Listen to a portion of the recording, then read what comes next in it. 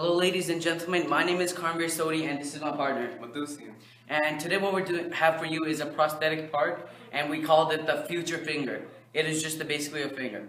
First, let me do an introduction about our program and what grade are we in. We're in grade 10 and we're in the program SciTech. What is SciTech? I'm glad you asked that, Mathusian. Well, SciTech is a regional program that focuses both on science and technology.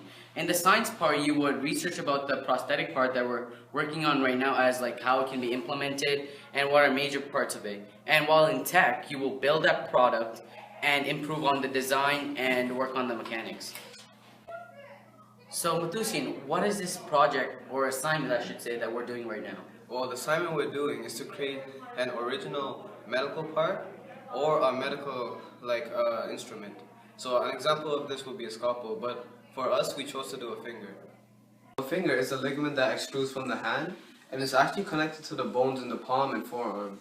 Our scenario was that a patient came into us saying that he had cut off his finger and it was bleeding all over the place. Looking at some statistics, we know that 1 out of 3 people damaged or hurt their finger at work, 1 out of 3 were chronic injuries, and 1 out of 5 were permanent injuries. Mathusian, if we implement this artificial finger, what results will we see? Well, we believe that the patient will be able to bend their finger normally and touch again using the tip. The full recovery process will take about 3 months, but the patient will be able to move their finger like normal again. Okay, so how we're going to implement the design is using a metal wire that will go from the top of the artificial finger to the hand, and that will connect to the nerves and the tendons. And for the sensory receptor, we'll connect those wires to the metal wire, as that will send electrodes to the hand and that will connect to the nerves. And the nerve will connect to the forearm, sending signals to your brain and being able to touch stuff and feel stuff with using the sensory receptor and being able to move the finger using your brain. We had many ideas before we actually decided on a finger. Now, finger is very important in human life. So if a patient has lost their finger, it's really hard for them to do basic and simple tasks in their life that they would do every day. So if they've lost their finger, they cannot paint, cook, or play an instrument that they would regularly. We faced many challenges. We had many designs, but they all kept on failing. Even our finger design kept on failing. But through perseverance, we finally made it work. Now let's talk about our design. Now fingers phalanges, and we decided to make phalanges using cylinder shapes and little rods to connect the cylinders, as we did 3 cylinders. 1 to represent the proximal, intermediate, and metacarpal. The material we chose to make the finger from was titanium.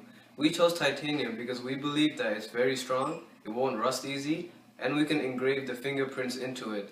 So that way the patient will have it feel like an actual finger, and the sensory receptor will be at the end, which will also make the finger feel natural. Our first design that was unfortunately not successful.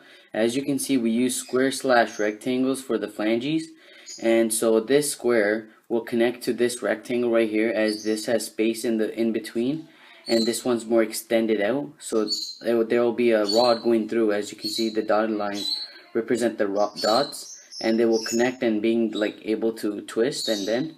And same goes for this. And here is the sensory receptor that we decided to add.